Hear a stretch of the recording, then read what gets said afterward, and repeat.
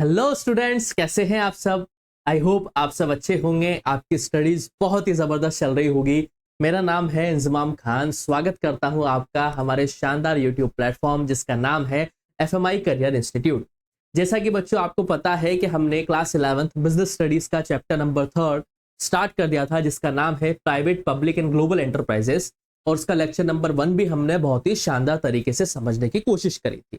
अगर अभी तक आपने वो लेक्चर नंबर 1 नहीं देखा है तो आप प्लेलिस्ट में जाके private public and global enterprises नाम से आपको एक प्लेलिस्ट देखने को मिल जाएगी। आप उसमें उस लेक्चर नंबर 1 को पढ़ सकते हैं, बहुत अच्छी तरीके से रिवीजन कर सकते हैं। देन आप इस लेक्चर नंबर 2 के ऊपर क्या करें बेटा, स्विच करें। तो बहुत ही शानदार तरीके से हमने उस लेक्चर नंबर 1 को समझने की कोशिश करी, जिसमें हमने इकोनॉमिक सिस्टम को समझा, जिसमें हमने सोशलिस्ट इकोनॉमिक के बारे में समझने की कोशिश करी, कैपिटलिस्ट इकोनॉमी के बारे में समझने की कोशिश करी, and then last one mixed economy को हमने समझने की कोशिश करी। और इंडिया जो है एक मिक्स्ड इकोनॉमी का ही पार्ट है। उसको हमने बहुत ही सिंपल लैंग्वेज में मैंने आपको लिखाते हुए उसको समझाया था। अगर वो वीडियो नहीं देखी है तो उसे जाके देखें। और वीडियोस अगर आपको पसंद आ रही है बच्चों तो वीडियोस को लाइक करना ना भूलें, दोस्तों के साथ शेयर करें और चैनल को सब्सक्राइब करना मत भूलना। बेल आइकन पे क्लिक कर देना ताकि आपको वीडियोस के सभी नोटिफिकेशंस टाइम टू टाइम मिलते रहें। तो बेसिकली बेटा हमने लास्ट लेक्चर के अंदर हमने इंडियन इकोनॉमिक सिस्टम को 2 पार्ट में हमने समझा था कि एक होता है प्राइवेट सेक्टर और एक होता है पब्लिक सेक्टर, जिसमें हमने पब्लिक सेक्टर के अंदर डिपार्टमेंटल अंडरटेकिंग, स्टेचुटरी कॉर्पोरेशंस के बारे में समझा था। और हमने प्राइवेट सेक्टर के अंदर हमने पढ़ा था sole proprietorship, joint Hindu family, company वगैरह, ये सब हमने देखने की कोशिश करी थी। हमारा जो यहाँ पे फोकस रहने वाला है वो रहने वाला है हमारा पब्लिक सेक्टर के ऊपर।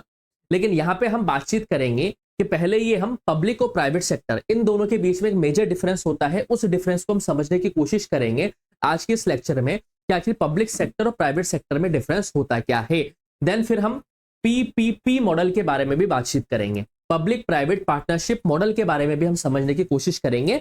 लेकिन उससे पहले हमें पब्लिक और प्राइवेट सेक्टर के बीच का जो मेन डिफरेंस होता है उसको हमें समझना पड़ेगा कि आखिर इन दोनों में डिफरेंस होता क्या है। हालांकि आपने इसको पढ़ा है, सिंपल सी बात है कि पब्लिक सेक्टर वो होते हैं जो गवर्नमेंट के जरिए ओन किए जाते हैं और प्राइवेट सेक्टर वो होते हैं जो किसी इंडिविजुअल या ग्रुप ऑफ इंडिविजुअल्स के जरिए ओन किए जाते हैं। लेकिन फिर भी एक मेजर डिफरेंस हमें यहाँ पे समझने की कोशिश करनी पड़ेगी कि आखिर प्राइवेट सेक्टर और पब्लिक सेक्टर के बीच में मेजर डिफरेंस है क्या। तो आज का ये जो लेक्चर नंबर 2 है हमारा बेटा, वो उसी के ऊपर फोकस रहने वाला है कि आखिर पब्लिक सेक्टर और प्राइवेट सेक्टर के बीच में डिफरेंस होता क्या है। डिफरेंस बाद में समझने की बात है, सबसे पहले हमें समझना पड़ेगा कि आखिर पब्लिक सेक्टर और प्राइवेट सेक्टर कहते कैसे हैं। What do you mean by this term public sector. अब देखिए हम पब्लिक सेक्टर और प्राइवेट सेक्टर को जो डिवाइड कर रहे हैं यहाँ पे ओनरशिप के बेस पे डिवाइड कर रहे हैं कि मालिकाना हक किसके पास है, on the basis of ownership. कि अगर ये एक पर्टिकुलर सेक्टर है, ये एक पर्टिकुलर चीज है तो उसमें मालिकाना हक किसका है, पब्लिक का है या प्राइवेट का है। पब्लिक का मतलब यानी कि गवर्नमेंट का, या प्राइवेट का मतलब यानी किसी इंडिविजुअल्स का या किसी ग्रुप ऑफ इंडिविजुअल का। तो सबसे पहले हमें डेफिनेशन समझनी पड़ेगी कि आखिर पब्लिक सेक्टर क्या होता है और प्राइवेट सेक्टर क्या होता है। तो पब्लिक सेक्टर की अगर हम डेफिनेशन समझे बेटा, तो पब्लिक सेक्टर वो ऑर्गेनाइजेशन होती है जिसपे मालिकाना हक, जिस पर कंट्रोल और जिसका मैनेजमेंट गवर्नमेंट के जरिए किया जाता है। ये बात आपको ध्यान रखनी है बेटा कि public sector are those organisations which are owned, managed and controlled by the government. मतलब ये वो ऑर्गेनाइजेशंस होती है जिसका मालिकाना हक भी सरकार के पास है, इसका कंट्रोल भी सरकार के पास होता है और इसका मैनेजमेंट यानी कि इस पे काम कैसे करना है वो सब चीजें जो है गवर्नमेंट के जरिए ही इसमें करी जाती है, जिसमें पब्लिक सेक्टर में। देन हमारी बात आती है प्राइवेट सेक्टर। प्राइवेट सेक्टर वो ऑर्गेनाइजेशंस होती है बेटा जिसका मालिकाना हक या कंट्रोल या मैनेजमेंट किसी पर्टिकुलर इंडिविजुअल और ग्रुप ऑफ इंडिविजुअल्स के जरिए किया जाता है। एक इंडिविजुअल भी हो सकता है और एक ग्रुप ऑफ इंडिविजुअल भी हो सकता है। So private sector are those organisations which are owned, managed and controlled by individuals और ग्रुप ऑफ इंडिविजुअल्स। मतलब पब्लिक सेक्टर के अंदर तो मालिकाना हक, कंट्रोल और मैनेजमेंट जो है गवर्नमेंट के अंडर होता है, वहीं पर ही प्राइवेट सेक्टर के अंदर जो मैनेजमेंट, कंट्रोल और ओनरशिप है वो किसी पर्टिकुलर इंडिविजुअल या ग्रुप ऑफ इंडिविजुअल्स के हाथ में होती है। क्लियर है। देन ओनरशिप मैंने आपको बता दिया। अब ओनरशिप कैसी होगी, या तो वो सेंट्रल गवर्नमेंट के हाथ में हो सकती है। मतलब अगर पब्लिक सेक्टर के बीच में अगर हम बात करें तो पब्लिक सेक्टर में जो ओनरशिप होगी, जिन ऑर्गेनाइजेशंस की ओनरशिप होगी, या तो वो सेंट्रल गवर्नमेंट के पास होगी, केंद्र सरकार के पास, या राज्य सरकार के पास होगी, स्टेट गवर्नमेंट के पास, या किसी लोकल गवर्नमेंट बॉडीज के पास होगी, जिसे हम पंचायती राज भी कह सकते हैं या म्युनिसिपल कॉर्पोरेशन भी कह सकते हैं, जिसे हम नगर निगम के नाम से जानते हैं। हर एक स्टेट में म्युनिसिपल कॉर्पोरेशन को हिंदी में अलग अलग बोला जाता है। वैसे म्युनिसिपल कॉर्पोरेशन यानी कि नगर निगम। तो पब्लिक सेक्टर में अगर ओनरशिप देखा जाए तो ओनरशिप सेंट्रल गवर्नमेंट के पास भी हो सकती है अगर सेंट्रल का मामला है तो, स्टेट गवर्नमेंट के पास भी हो सकती है अगर स्टेट का सेट है तो, और लोकल गवर्नमेंट के पास भी हो सकती है अगर वो रूरल एरिया, पंचायती राज या फिर अर्बन एरियाज, म्युनिसिपल कॉर्पोरेशन से बिलोंग करती हो। वहीं पर ही अगर हम मालिकाना हक की बात करें बेटा प्राइवेट सेक्टर के अंदर, तो प्राइवेट सेक्टर में जो यूनिट्स होती है वो पूरी तरीके से किसी इंडिविजुअल का उसमें मालिकाना हक होता है, और उसमें लगभग गवर्नमेंट का जीरो इंटरफेरेंस होता है, यानी कि उसमें इंटरफेयर गवर्नमेंट का बिल्कुल लगभग ना के बराबर होता है, क्योंकि वो प्राइवेट सेक्टर है। तो प्राइवेट सेक्टर का मेन ऑब्जेक्टिव भी क्या होता है? प्रॉफिट अर्न करना। दैट्स वाई वहां पे गवर्नमेंट का जो मेन इंटरफेयर होता है वो बिल्कुल आपको कम देखने को मिलेगा। अब वही हम बात करते हैं यहाँ पे मोटिव क्या है। पब्लिक सेक्टर ऑर्गेनाइजेशंस को सेटअप करने का मोटिव ये होता है कि ज्यादा से ज्यादा सोसाइटी को सर्विस प्रोवाइड करवाना। क्या प्रोवाइड करवाना? सर्विस। पब्लिक सेक्टर ऑर्गेनाइजेशंस का मेन मोटिव होता है बेटा सेटअप करने का, ताकि सोसाइटी को हम सर्विस प्रोवाइड करवा पाए, हम नहीं मतलब गवर्नमेंट सर्विस प्रोवाइड करवा पाए। वेयर एज वहीं पर ही प्राइवेट सेक्टर का मेन ऑब्जेक्टिव होता है बेटा, मेन मोटिव होता है कि प्रॉफिट को वो ज्यादा से ज्यादा अर्न कर पाए।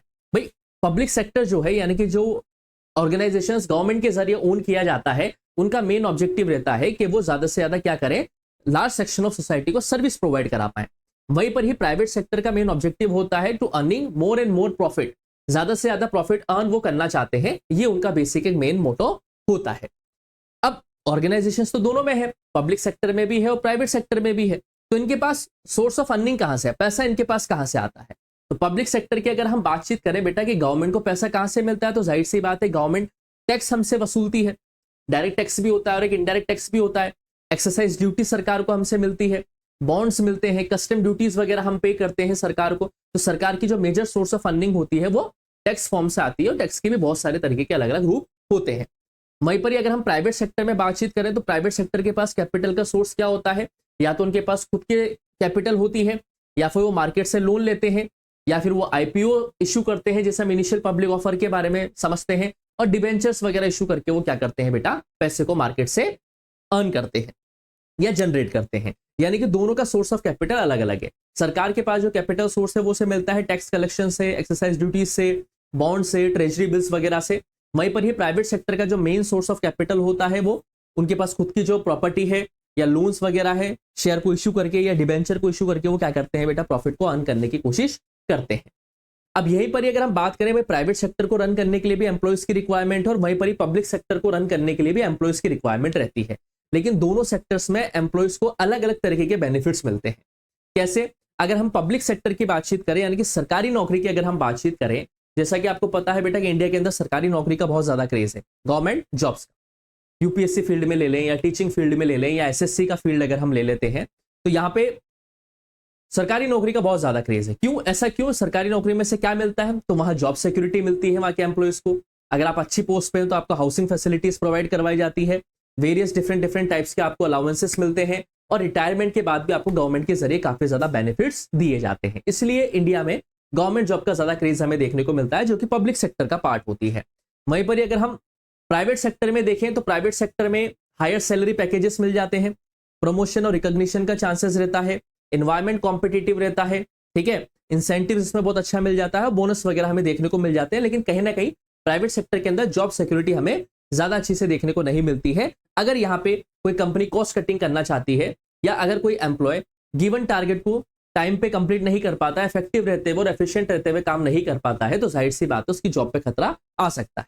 और उसी को हम स्टेबिलिटी के अंदर पढ़ते हैं। स्टेबिलिटी का मतलब होता है कि आपकी जो जॉब है वो कितनी स्टेबल है। तो पब्लिक सेक्टर के अंदर अगर हम देखें तो पब्लिक सेक्टर के अंदर जॉब की स्टेबिलिटी बहुत ज्यादा मास लेवल पे हमें देखने को मिल जाती है। हाँ, एक अलग बात है कि कुछ उसमें भी ऐसी कंडीशंस होती है जो हम आगे के लेक्चर्स में फर्दर डिस्कस करेंगे कि वो क्या कंडीशंस हो जाती है जब पब्लिक सेक्टर के अंदर भी एक इंडिविजुअल को सस्पेंड कर दिया जाता है या उसको नौकरी से बाहर निकाल दिया जाता है। हालांकि पब्लिक सेक्टर के अंदर जॉब सिक्योरिटी के जो चांसेस होते हैं वो बहुत ज्यादा होते हैं, वहां पे बहुत ही कम चांसेस ऐसा होते हैं किसी को अपनी नौकरी से हाथ धोना पड़े। वहीं पर अगर हम प्राइवेट सेक्टर की बात करें तो प्राइवेट सेक्टर के अंदर जॉब इतनी सिक्योर नहीं होती है। अगर किसी एम्प्लॉय की परफॉर्मेंस सही नहीं आ रही है, मतलब उसको जो टारगेट दिया गया है वो उसने इफेक्टिव और एफिशिएंट रहते हुए पूरा नहीं किया, तो उसे कंपनी से निकाला जा सकता है।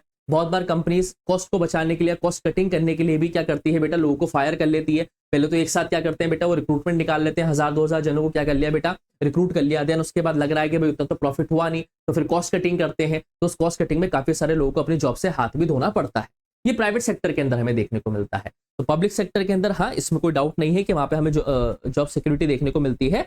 वेयरएज प्राइवेट सेक्टर के अंदर सैलरीज बहुत ज्यादा हमें देखने को मिल जाती है, लेकिन हाँ, मार्केट सिचुएशन बदलती है, मार्केट जो होता है वो डायनेमिक होता है, तो मार्केट की बदलती हुई चेंजेस के हिसाब से कभी कभी हमें प्राइवेट सेक्टर के अंदर काफी ज्यादा ले ऑफ्स भी देखने को मिल जाते हैं। और आए दिन डेली हम पेपर में पढ़ते हैं इस कंपनी ने इतने ज्यादा लोगों को ले ऑफ किया है, इस कंपनी ने इतने सारे लोगों को ले ऑफ किया है, तो ये कोई नई बात नहीं है। पब्लिक सेक्टर और प्राइवेट सेक्टर के बीच का डिस्कशन हमें यहाँ पे ये देखने को मिलता है। अब बेसिकली जो होगा बेटा, आगे के लेक्चर्स में हम क्या पढ़ेंगे, आगे के लेक्चर्स में हम पढ़ने की कोशिश करेंगे पब्लिक सेक्टर को, जिसमें हम डिपार्टमेंटल अंडरटेकिंग को समझेंगे, स्टेचुटरी कॉर्पोरेशंस क्या होता है, और ग्लोबल एंटरप्राइजेज, जो एक नया वर्ड आपको यहाँ पे देखने को मिला है जिसे हम एमएनसी से भी डिनोट करते हैं, जिसे हम कहते हैं मल्टीनेशनल कंपनीज, वो हम आगे के लेक्चर्स में डिस्कस करने की कोशिश करेंगे। लेक्चर नंबर 3 में पीपीपी मॉडल के बारे में हम बातचीत करेंगे, जिसे हम पब्लिक प्राइवेट पार्टनरशिप मॉडल भी कहते हैं। आई होप आपको वीडियो सारी के सारी पसंद आ रही होगी। वीडियोस अगर आपको पसंद आ रही है बेटा, तो वीडियोस को लाइक करना है, दोस्तों के साथ शेयर करना है, और चैनल को सब्सक्राइब करना आप ना भूलें। कोई भी किसी भी तरह का कोई आपको डाउट होता है बेटा, तो आप कमेंट सेक्शन में अपने सवालों को छोड़ सकते हैं, हम जल्दी से जल्दी वहां पे आपको आंसर देने की कोशिश करेंगे। जल्दी ही मिलेंगे आपसे बेटा नेक्स्ट लेक्चर में, तब तक के लिए आप लोग पढ़ते रहिए, मस्त रहिए। Thank you, bye bye.